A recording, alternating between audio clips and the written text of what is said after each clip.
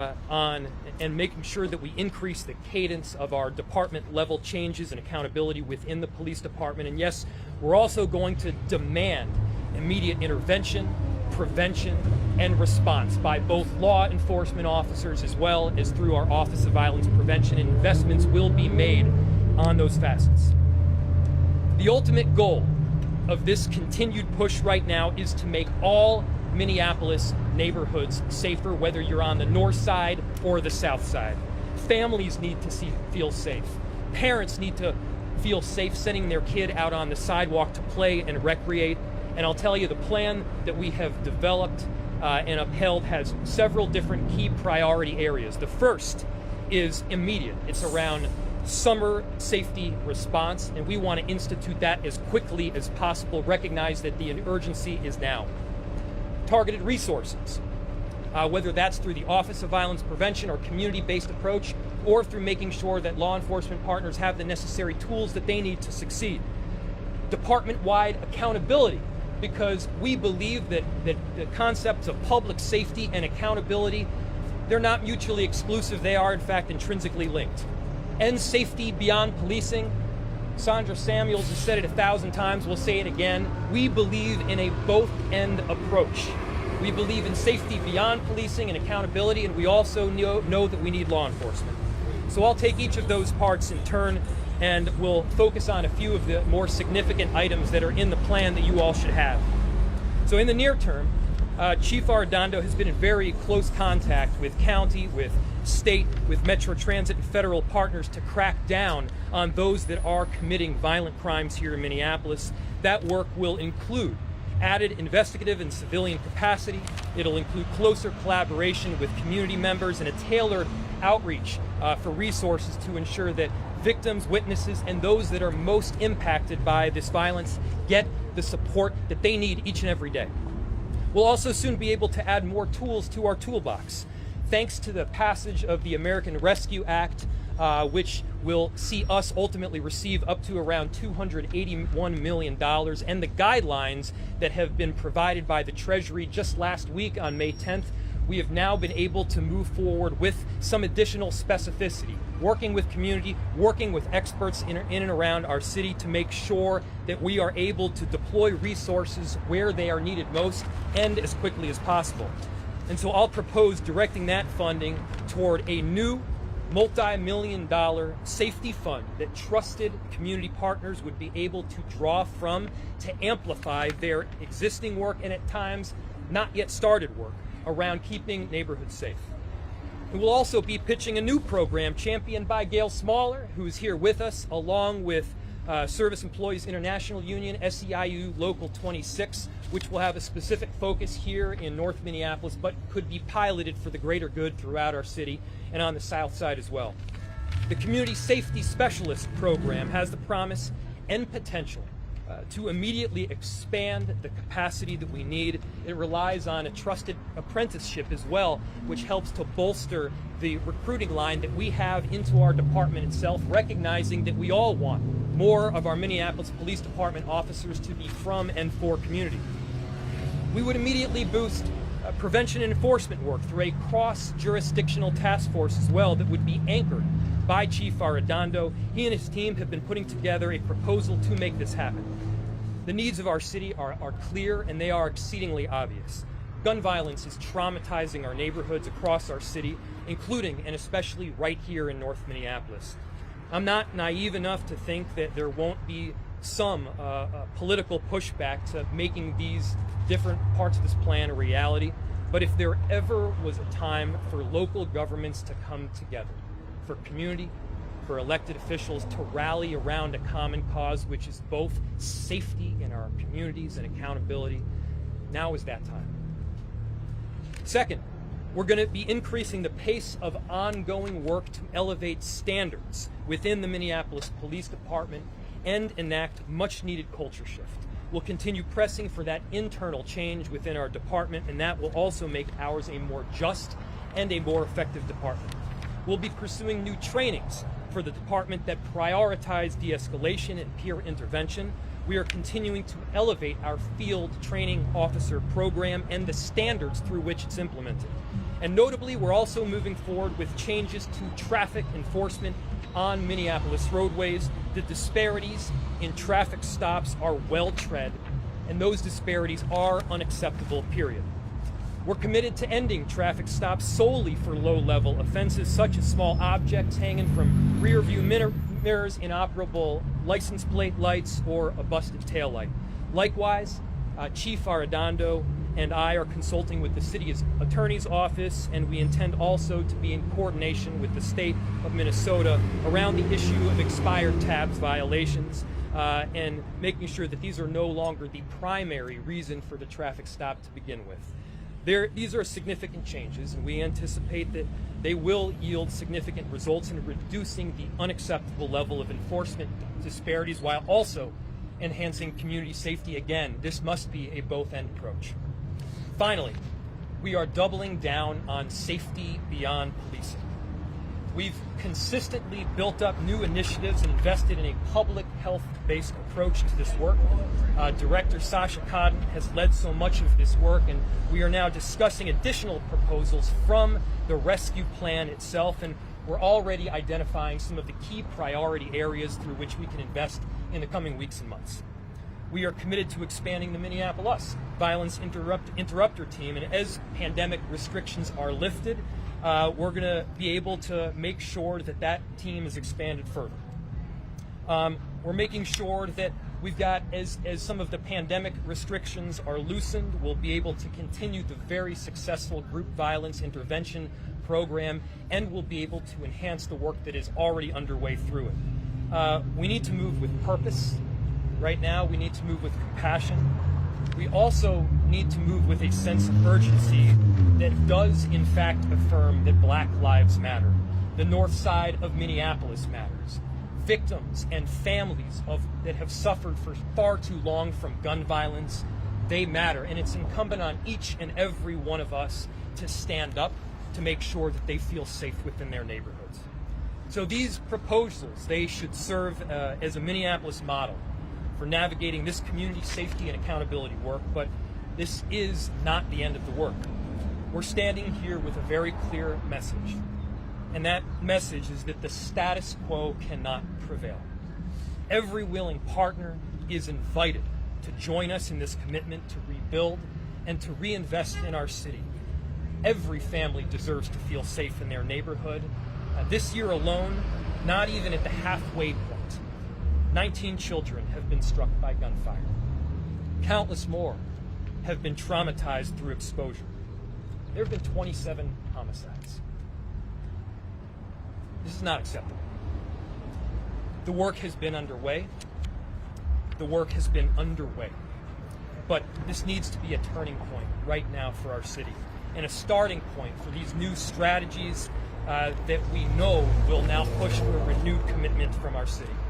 So many of the people that are joining me here today have poured themselves into this work around community safety. We show up today as sincere partners. We show up today in preparation to partner with whoever is willing, a coalition of the willing around community safety and accountability. So proud to partner with each and every one of you. And with that, I will first turn it over to Councilmember Cano from the South Side, who has been a champion of so much of this public safety work. I greatly appreciate her partnership. Councilmember Cano. Thank you so much, everybody, for being here today. We know that we are gathering in a moment where so many of our young children need our help. They need our support. They need our presence and our leadership. My name is Alondra Cano, and I represent the 9th Ward on the Minneapolis City Council. I've had the pleasure of working with many of my colleagues and partners here for 8 years on some of the deepest and hardest public safety issues of our city. For over a year, we've committed to listening to residents, to concerned constituents, and to community leaders about this moment in our city. The transformation that is needed in our communities has a spot at the table for all of us. So I'm hoping that this is not the last time that we get to see each other and talk about this important issue. As a South Minneapolis leader, I am very aware of the impacts of commercial sexual exploitation and human trafficking in our city. I am here in support of the mayor's plan, which is a citywide plan, and of our chief of police in leading through that difficult challenge to help us eradicate and end commercial sexual exploitation on Lake Street and in any other part of the city. All of our women, all of our community members should have a right to decide how they can be in a space without feeling the subjugation and the abuse and the oppression of how their bodies are used and abused. So we're here to say enough, and that will end. I'm very thankful to have other Southside partners here today who will help us in that struggle. The Family Partnership, Northside Achievement Zone, of course, is a leader in this conversation, and I've been personally very moved by all of the messages that we've been getting from deeply rooted leaders in this community asking us to step in, to step up, to collaborate, and to lead with our chief of police.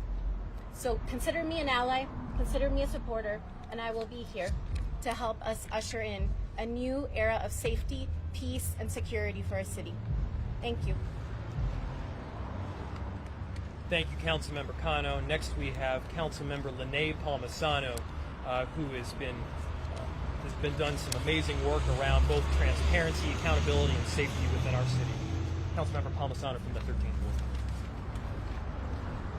Thank you. I'm Lene Palmisano, 13th Ward City Council member. I'm here to forward this urgency that we're at a critical juncture in our city. As we work to direct our city's recovery efforts from the global health pandemic and provide necessary support for residents and for businesses, we also need to ensure stability. That means stemming this uptick in violence to make space for lasting growth. We get there by listening to the experts that we have unanimously chosen to lead us and to help us build this plan.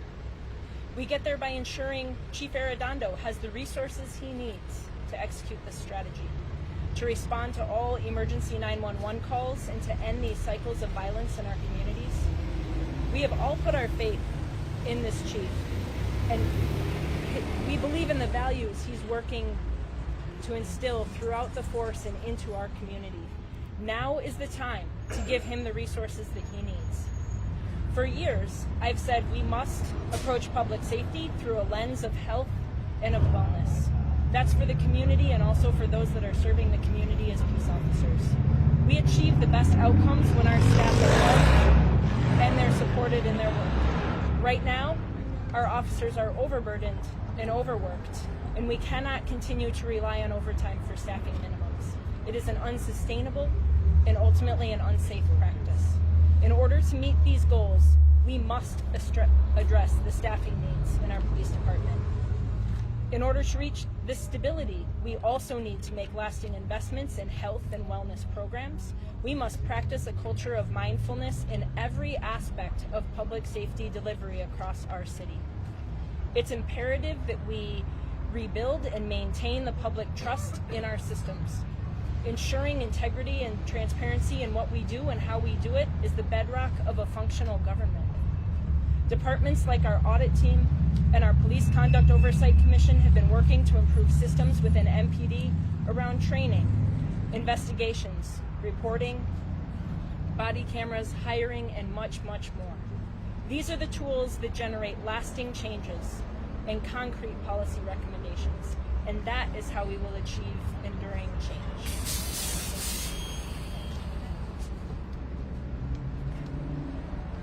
Thank you so much, Councilmember Palmisano. I just want to do a brief audio check to make sure that everything's functioning. Do we need to wait just a second to make sure we got it all? He's figuring it out.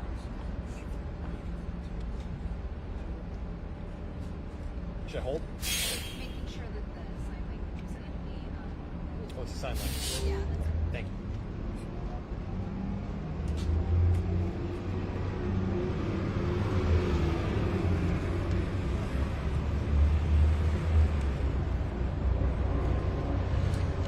Well, thank you so much, Councilmember Palmisano. The next speaker doesn't need much of an introduction at all. He's been leading our Minneapolis Police Department with great integrity and compassion. I'm proud to work alongside Chief Arredondo. Chief. Thank you, Mayor Fry. I also want to thank Ms. Sandra Samuels and Naz for all the great work that they continue to do on behalf of our communities. And I also just want to note that the leadership that you see standing behind me, both from our faith community, our elected officials, our community leaders, this is truly what Minneapolis is. While we may not always agree on everything, what we do unanimously agree on is that violence has to stop. That has no place in our city. Our children and our young people are not disposable. Their lives are valuable to us. Intentional violence inflicted in our community, regardless of where that comes from, that should be condemned by everyone. I also want to say that reimagining and common sense do not have to be arch enemies. We've got smart people. We can get together and we can solve these issues. And so we are going to absolutely do that. The work ahead of us is going to be challenging and daunting. As Mayor Fry indicated, I am down about a third of our department. We cannot do this work alone, and I certainly know that. It's going to take the collective leadership of all of us to do that. But we've got to come together. This violence cannot continue. I refuse to have to call the mayor at a late hour to tell him one of our children has been shot and wounded. That should not happen, regardless of what aisle you sit on. That should never occur. And so we have to be deeply committed to that as we move forward. I know that this has been some challenging times, and I also want to say that for a third of our department is no longer here. But for the men and women of the Minneapolis Police Department that continue to show up day and night, they deserve our thanks and gratitude for being shown up, for stepping into spaces. And for any community members that would dare try to harm them because they're trying to save lives, that is unacceptable. It will not be tolerated, and we will charge you to the full extent of the law. Now, the gun violence is our biggest nemesis right now in our city. Make no doubt about that. I'm so thankful that over the past year, the relationships with our mutual aid partners has been phenomenal. Both our local, state, sheriff's office, and federal partners. And that work is going to continue. I can let every Minneapolitan know tonight we are going to leverage and bring to bear all the intelligence assets, all the other resources we can to keep our city safe. But we've got to do this. We've got to do this together. And I have a specific message for our judges. And while I respect the immense judicial responsibility you have, I want to tell you something. I know that when it comes to sentencing, that you look at an individual's criminal history, and oftentimes that sentencing is based on the lengthiness of their criminal history. Well, I want our judges to know that we are seeing a phenomena in our city and across the country where violent acts, where multiple gunshots are ringing out, are sometimes occurring, and that is the individual's first or second offense. We're part of an ecosystem of public safety. Our men and women are going to rush into harm's way, and they are going to apprehend those criminals. But to our judges, I beg you to re-examine when you are releasing violent individuals back out into our communities. There's a price that we all pay for that. And so I need you to re-examine that. So we are going to continue to move forward. And again, it is through this collective partnership. And I will tell you that I remain hopeful and optimistic that we as a city, we are going to start healing. And that begins with hope. And I stand here in the midst of hope today because of the leadership that is by my side. So thank you all. Thank you, Chief.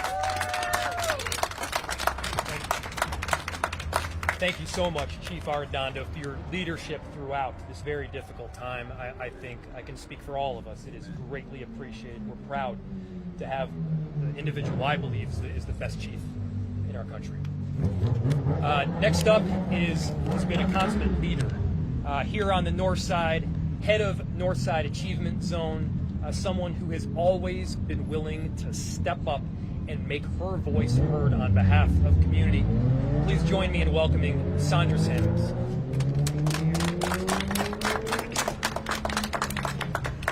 I want to thank the mayor, and I want to thank our police chief. I want to thank the council members who are here. Notice the council members who are here, and notice the council members who are not. And so I just want to thank you for your courage, and I thank all of the business leaders and my neighbors who showed up as well, because we are here because we can't take it anymore. And we're here because we're standing and we're saying the rhetoric around defund has gotten us to where we are today. We can do both and. We can walk and chew gum at the same time. Every single police officer is not Officer Chauvin. The chief is not Officer Chauvin. John Elder is not Officer Chauvin. If we haven't noticed, we have to cut the games out because our babies are dying. We need a fully staffed police department and a transformed police department that also has services and supports that the mayor talked about for our city's residents, because we know economics matter and we know education matters. That's why I'm part of the Northside Achievement Zone. And you might notice that we have boards on our building because the building was shot up a few weeks ago. You might have heard that 2 people were shot that night. This is a building, this is an organization, this is a community filled disproportionately with children. The North Side has more children than any other neighborhood in Minneapolis. And I'm here for our partners, I'm here for our neighbors and everybody. And also, I am going to say the name, because the protesters aren't here saying the name of Trinity, who was shot in the head on my block down the street from my house Saturday night, 8 years old. I'm saying her name. Where are the other people? I guess we're not saying her name because a white police officer didn't shoot her in the head. I'm saying LaDavion's name because LaDavion, a 10-year-old at 35th and Morgan, got shot in the head. Maybe we're not saying his name. Maybe we're not marching. Maybe we're not demanding change because a white police officer did not assault. But let me tell you, that has to stop. I'm talking both and. That has to stop. We can't have any more Chauvins, and nor can we have the level of community violence that we are seeing right now. This is real. I have lived here for 24 years, raised 3 daughters. We are suffering. I have neighbors, I have children who are being shot. I know of people who are being shot. People are scared to exercise anymore on the North Side. People are scared to go outside. Many of my neighbors are on medication, including me. Can't handle the anxiety. This is real. The trauma. And then we wonder why kids can't show up to school and learn. We have to do better by them and be grown people and adults. And I gotta tell you, I'm looking over at my neighbors. And I have a neighbor that I love. I love all my neighbors, but Amy and Gabe, Amy, wave your hand. Amy and Gabe and Hannah and John and Jackson had to move from next door to me. About 2 weeks ago, they had to move to Plymouth because of the level of gun violence. I love my neighbors. Amen. We are losing them. And we are losing our children. This is not politics. This is serious. And so I stand behind a plan. I stand behind the chief. I stand behind the mayor for safety now. And I'm going to close by saying I am part of Minneapolis 8. Kathy, Julie, Amy, wave your hands in the air. We are 8 Northsiders who are suing the city of Minneapolis for failing to protect us. We are suing for a lack of staffing of police officers to keep us safe. How else is this going to happen? And I'm proud to do that. And I feel like it's the only lever the city really has to make change is if a judge demands that it happens. But I want to close by, I want to thank all of the police officers who are not Officer Chauvin. I want to thank all of those officers that keep us safe every single day. I want to thank my neighbors who love this city. And even though Amy had to move, she still loves this city. And I thank all of you, and I am hopeful today because of who showed up, that we are going to do this. We will capture our city back. we will rebuild, we will restore trust, and we will reimagine success and prosperity for all.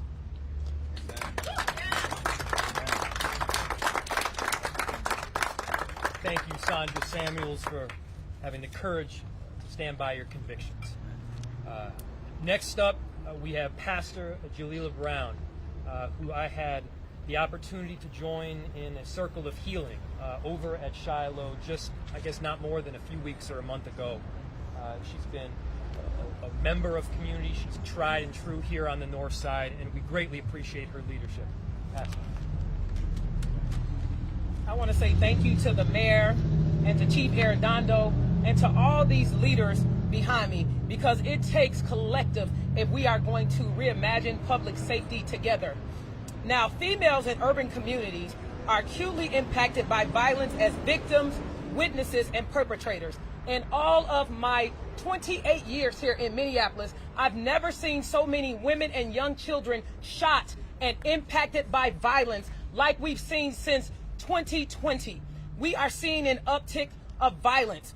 And the reason being is because we right now have no programs, especially in North Minneapolis. So what did we do? We didn't complain, but we created a program that is hosted at Shiloh Temple, and it is called For Women Only. And what we do in that group, we host ages 13 to 45. And we went from 10 people being in this group to 150 young girls and women.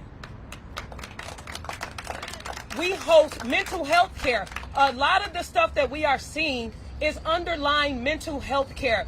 We have a lot of the lots over here that people are able to buy drugs from willingly and openly. Something has to give. And if we are going to see change, we are going to have to make change together. So we started that program. And then in the midst of that, what we saw was that we can't just deal with the females. We have to deal with their children. So they are also bringing their children to these groups. We offer counseling, one-on-one sessions, mentorship, and then we also offer personal resources as far as helping to pay rent. And then we case manage them, so we keep up with them daily, because sometimes we come to these press conferences and then our community is left behind. We never do anything after the conference. But I believe that we have a mayor and that we have a chief of police and that we have a community now that is saying enough is enough. Something has to give. And we're not going to get anything done unless we do it together. We now have to have a collective mindset. We need Northside Achievement Zone. We need the Office of Violence Prevention. We need our hospitals. We need our mayor and our leadership working together if we are going to see real change. One person can start a movement, but it takes a community to make change. I am here today saying something has to give. And then under the Shiloh Temple, Shiloh Cares Outreach Department, we are now feeding over 50 students of the Minneapolis Public School on our lot. We hosting basketball on our lot just so we can keep our community alive. We are tired of our community dying. I am a violence prevention specialist in this city, so I am one of the first ones at the scene, at the hospital, watching people live or die. I am here to say enough is enough. We need to have an and/or approach. We can get this done together. We need our police. I'm going to say that again. We need our police. The teams that are out there, they are great outreach team, but they have not been trained to handle criminals. We need our police officers. And I believe that together we can be Minneapolis strong. Thank you.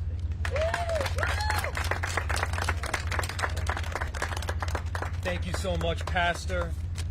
Next, I'd like to invite up Bishop Howell. He has been there every single step of the way. I cannot tell you how many different community events that he has hosted that I've had the honor of attending over at Shiloh. This is someone who brings people together in a beautiful way, and we're honored to have him here with us. Bishop. Thank you, Mayor Fry. Chief of Police, thank you. I say grace and love to this city. Grace and peace to this mercy. The time has come for us to love our city. and to take back our city where it belongs. Our thoughts and prayers are with Trinity today, with her family, that some way God will touch her body and raise her and give her life. Not just for Trinity, but all of our young ladies, all of our young men who've been shot down because they didn't have a chance to live beyond 15 years old. I am angry this morning, this afternoon, and this evening because this is not the way a city is supposed to be running. This is not the way life is supposed to be. A child should be able to have fun on a trampoline and enjoy without being afraid to get shot down. There's something wrong with that. And this is our city. I thank God for our mayor. I thank God for our chief for taking this tough stand. We support them 100%. We're behind them 100% for the safety plan in this great city of Minneapolis. I was raised in this city. I was raised on the south side, the northeast side, the southeast side. I live on the north side. I work on the north side. And trust me, this is one of the greater cities in the whole United States. Trust me, it is. And when we get our city back, it will be even a greater city to live in this community in the name of justice, in the name of grace, and the name of peace. At Shiloh Temple, we have a safe space for anyone to come. But we're asking all houses of worship, open up your houses of worship right now. Create a 3 to 4 mile radius. Touch and reach out to your neighborhood. Have a barbecue with hot sauce, chitlins, greens, potato salad. Come on, let's be community. Let's reach out and touch our partners. This is our city, and it's time to take it back.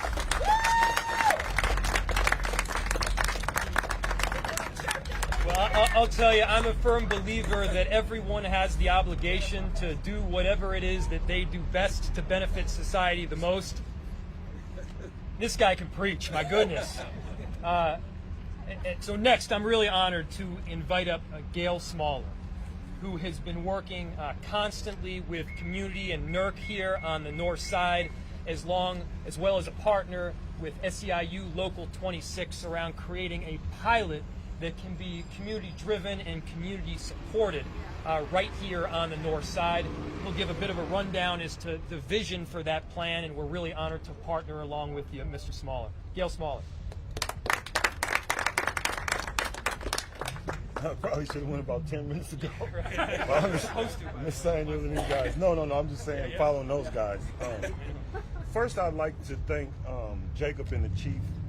I represent a Northside community that has historically had, contentious relationships with the city, with the police department. I believe that the stance that was taken and the guts that was shown by the mayor to set the domino rolling that led to a conviction, which I believe was firing those officers, man, and we appreciate that. And the way that you backed them up, Chief, I think that the community has a lot more faith in our ability to make a compromise and work together to solve these problems. And so I'm excited to be able to come forth. I'm speaking today as my role as the chair of the NERC Safety Committee, which used to be the Crime and Safety Committee, but after last summer we realized that if we make citizens arrest and take them to the police office, it's kidnapping. So we'll leave that to these guys. And what our role is to take dives deeper into the weeds. The police officers are limited on the access that they can get, their access to the community to be able to solve a lot of these problems on the front end. So that's kind of the role that the program spawned out of.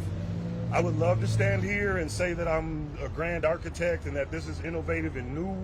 This is something that the community has been doing since NERC was formed in the 70s. As last summer, as we've seen, it's hotter. The volunteers were getting burnt out. So the community asked if we could look at a way to design this as something that would be ongoing, where we could take some of the young men who have traditionally been on the other side of the law and bring them to the side of the community where they're responsible for keeping the elders and the women and the children safe within the community. So the CSS program is a collaboration between the Northside Residents Redevelopment Council, Next Global Security, which is a black-owned security company from North Minneapolis, and the local SCI union. One of the goals of the program was to be able to take these young men, put them into an apprentice program, make them journeymen as community safety specialists that would be responsible for safety of our residents.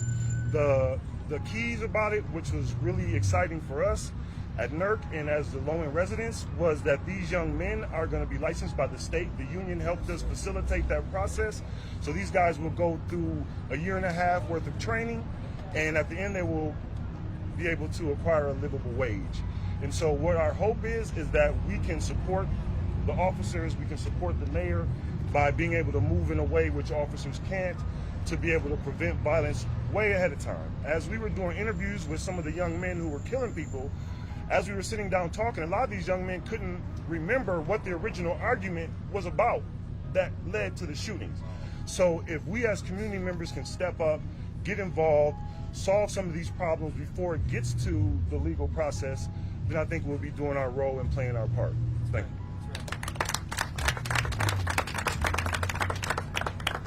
Thank you so much, Mr. Gail Smaller, for your work. And with that, we can open it up to questions. Mayor Fry, I mean, you're missing the majority of the city council here today. If you're proposing using federal funding to do this, don't you need the support of the city council to make that happen? And explain that to me. And also just comment on the fact that those usual suspects aren't here. Sure. And I foresee another fight like we've covered before. Yes, certainly we do need a majority of the city council in order to pass the... I'm sorry. Oh, of course, yes. So the question was asking about how, in fact, some of these Rescue Act dollars will ultimately get passed. And the way it will work is I will make a recommendation followed. First, there will be a number of groups that are meeting. They're already meeting. These are experts. This will get some community input. Those recommendations will be given to me. I will then put forward an overarching recommendation that will then go to City Council. The City Council will then amend and adopt that proposal. And you know, while this work around this community safety plan has been underway for months, pulling together this press conference was in a little bit more short order given some of the violence that we saw in our city over the past weekend. We felt strongly that we would need to have a common voice and a very quick response to make sure that community here that has been experiencing so much violence knew that we were with them.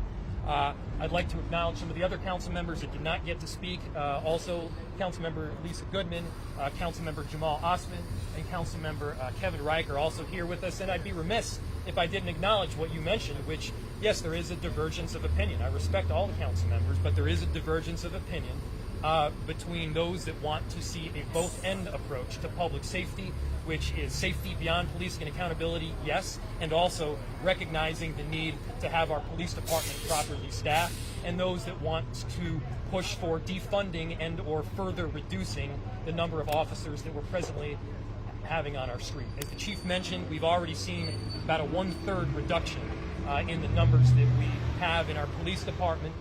It goes without saying, but I'll say it anyway, that has a massive impact. That has a massive impact on not just our ability to respond to 911 calls, but also our ability to deliver on these community-oriented approaches, like, for instance, the Group Violence Intervention Program.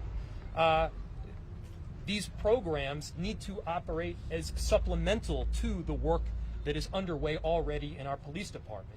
You need law enforcement and you need the community-driven approach working simultaneously to see safety. That's exactly the message that I'm delivering and that all of these community members behind me are delivering here today. What do you guys deliver? This plan will go into effect tomorrow or today. Like, what will change immediately? So the question was about what will change immediately. There's 4 different parts to the proposal that we are moving forward with. The first is trying to have as an immediate as possible a response to some of the gun violence that we're seeing. A lot of that work, by the way, is already underway, and so you'll see those changes in the immediacy. The second one is making sure that we've got very targeted resources that are going through the rescue plan and act. That will obviously take a little bit of time because we've still got to have the recommendations given and then the approval that is made, but we look to have those funds disseminated for community for this summer. The third piece is culture and accountability shift. A lot of those changes will be made in the very near future, and we're talking about days and weeks from now. These changes can move forward. And then the final piece is making sure that we have accountability within our police department, and that we're doing safety beyond policing work. That safety beyond policing work can go both through the budgetary process as well, some of which can go through the Rescue Act dollars. So the answer is all of the above. What about not pulling over the low-level traffic offenses? I'm sorry? Not pulling over the low-level traffic stuff. When can that start? Yeah, that's already, that will begin in the very short term and in the immediacy. What sort of targeted resources are you're talking about? Targeted resources for this summer, and yet you only have 5 council members here. You're saying you're going to get a majority past targeted resources? That's right. How much? What are the resources? How are you going to get them? You should have the plan before you, but as you correctly mentioned, yeah, we certainly will need a majority of support. Again, we wanted to move in short order here to make sure that the community heard directly from us, especially following some of the violence that we've seen this weekend. And yes, we are. Say it again. How much money? One of the proposals is for more than $2 million for community safety oriented projects. There will also be monies to make sure that we have the necessary mutual aid and law enforcement presence as well. Mayor, you spoke about that difference of opinion. Have you had any conversations in the interim with those council members here to try to sort of bridge the gap there? They said they weren't invited to this. I've had a series of conversations to bridge this gap with respect to this notion of defunding the police. I also just need to acknowledge the realities of this situation, which is, yes, there is a disagreement. I'm hopeful that this is an area where we can unite around a common vision for a both-end approach to public safety, and that's our call today. I noticed that there's no added Can police anybody officers come up in there the and plan? say something? Please. Say something about what's going on in the community? No. Because I'm hearing everybody up here talk about this and that. Well, if you want to get the hitters off the street, take your ass up there to Broadway right now. They all up there in the shopping center right now. Now let me see the first person move to go get them. Okay? You want to, if you're going to stop it, it's not the police, because the police come after the fact, after it happened. And the police don't know these neighborhoods. That's right. People don't trust the police. I trust you. Thank you, But sir. I don't trust your buddy. Thank you. Okay? I appreciate you, sir. Thank you so much for that expression of the urgency. I appreciate But I'm it. trying to tell you right now, you want these hitters? The hitters are the killers that's killing kids like her, my daughter. Stay up there on Broadway right now. Go up on Broadway right now, all of us. And let's go in the shopping center and approach them all and say, hey, what's going on? Thank you, How sir. many guns you got in your car? Thank you. Thank you, sir. Trust me, they got Thank him you. down there right now. That's right. Can we give him a round of applause? I think he's dead on in so many respects. This ain't It's gonna not a work. joke. I'm telling you, it ain't gonna work. You want to get out there and stop it, you got to go in person.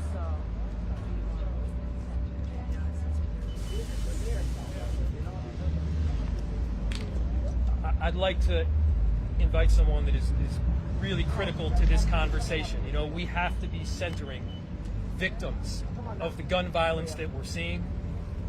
LaDavion's grandmother is here with us right now, and she'd like to say a few words, loud and clear, to the community.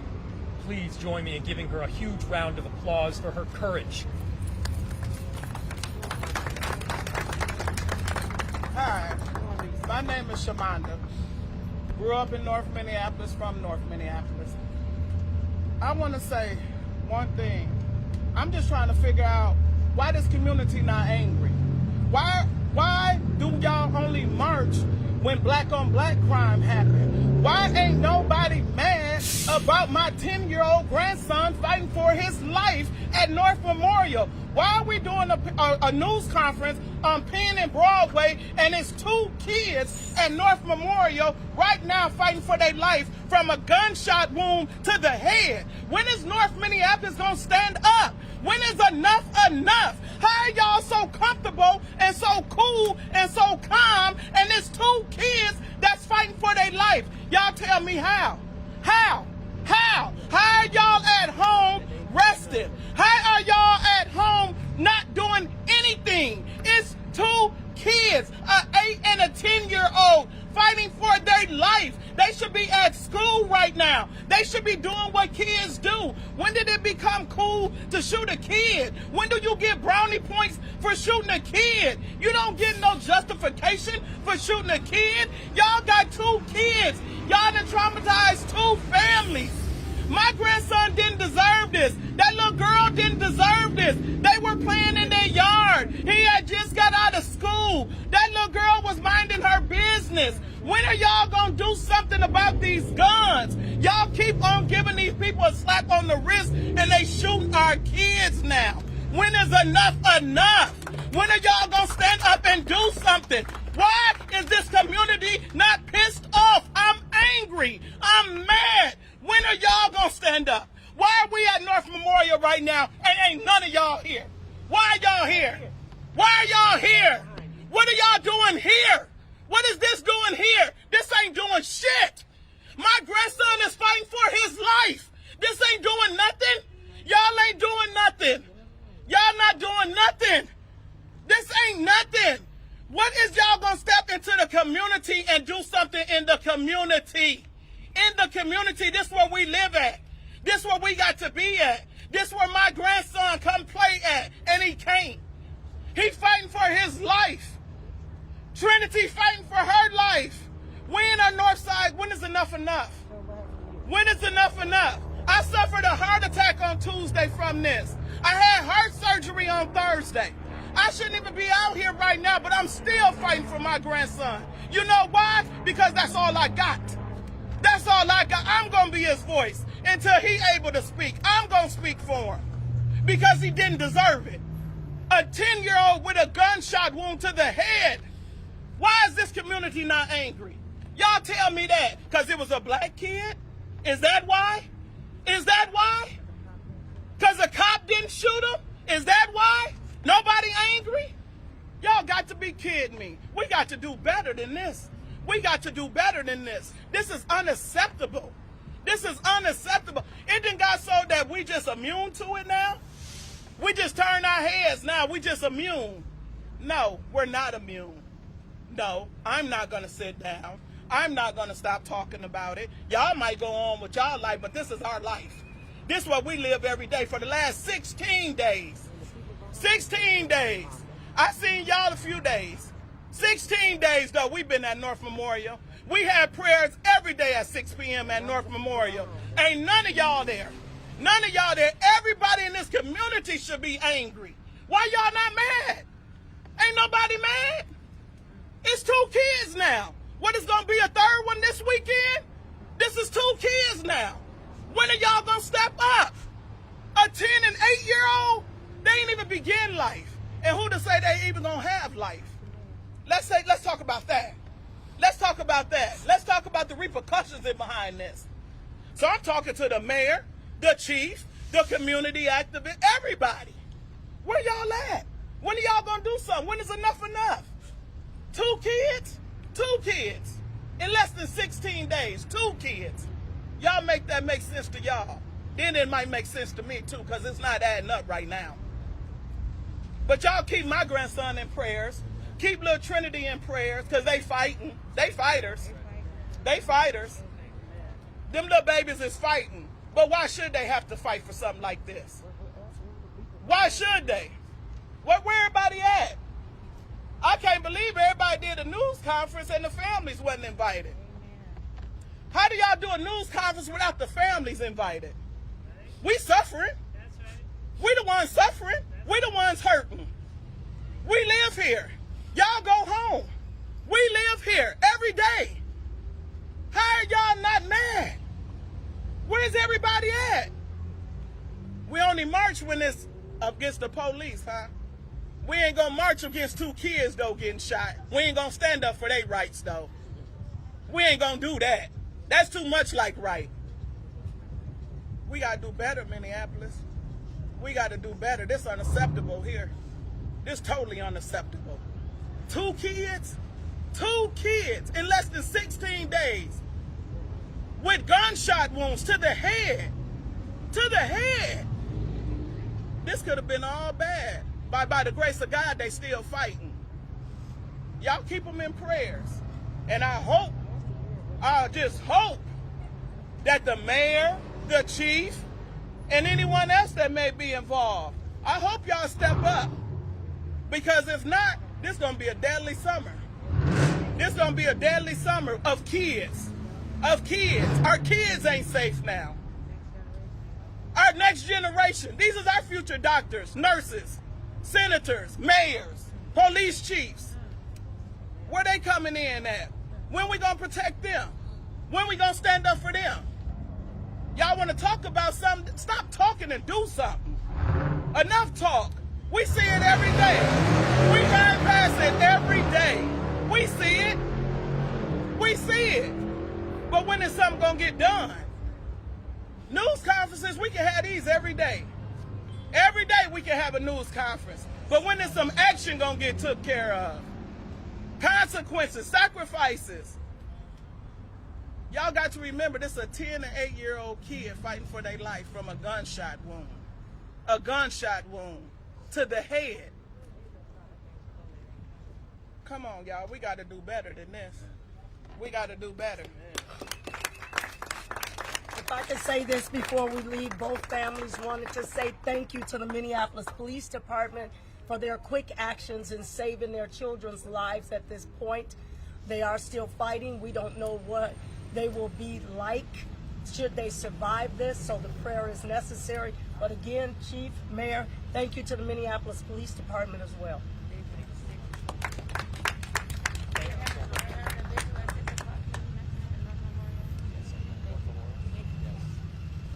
There is a vigil at 6 o'clock over at North Memorial. There is a 4 square block area surrounding 38th and Chicago still barricaded. Is there anything in this plan to open that up? Can you tell the businesses, the homeowners, a date as to when that'll open up? So the question was about 38th and Chicago, asking if there was anything specified in this plan that addresses 38th and Chicago. The answer is no. This is a more comprehensive plan for public safety throughout the city.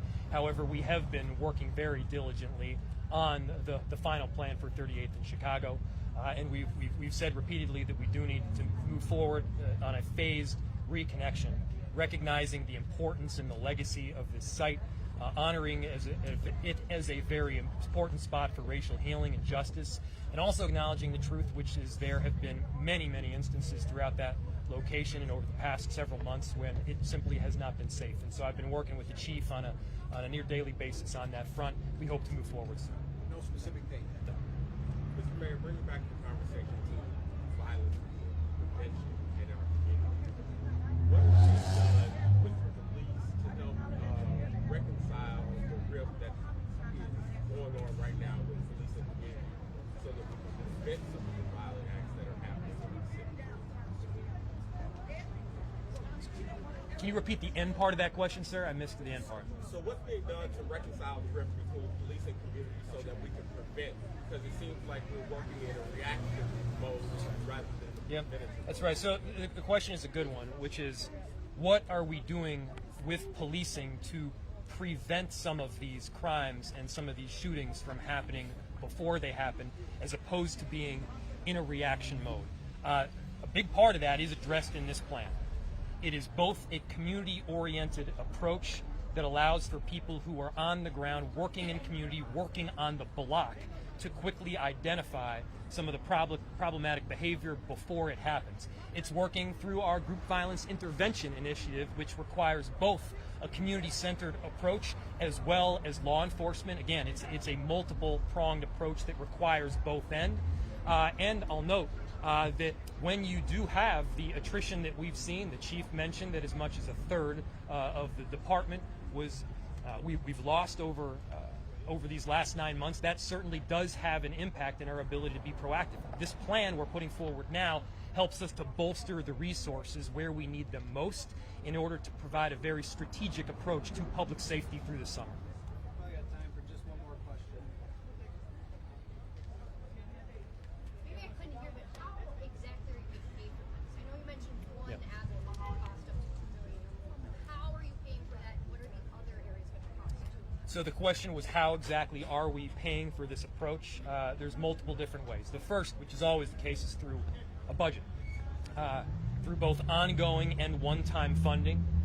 We will be proposing a budget at some point in August. Now, obviously, August is not soon enough. These Rescue Act dollars we anticipate coming forward well before then. and it's a little less than $281 million in total that can be allocated to a series of community-based projects, as well as assistance for safety that we need in the short term as well. So it's predominantly those two facets. Also note that we do have areas where there has been some private and philanthropic sector investment that has been helpful as well, and we can certainly dip into that. So I'm not clear, is there something you're implementing tonight or tomorrow, or is this, you're holding this news conference to send the message that you're paying attention, or I'm not clear what's the takeaway? There are things that are happening right now. There are things that are happening through the Rescue Act dollars, as I mentioned, and there are things that, yes, will take longer in order to implement, which is the plan to return some of the numbers that we have within our law enforcement and some of the budgetary assets that, yes, will take longer. So it's all three. It's short and immediate, it's midterm, and it's long-term as well. And all three of those should be in the plan.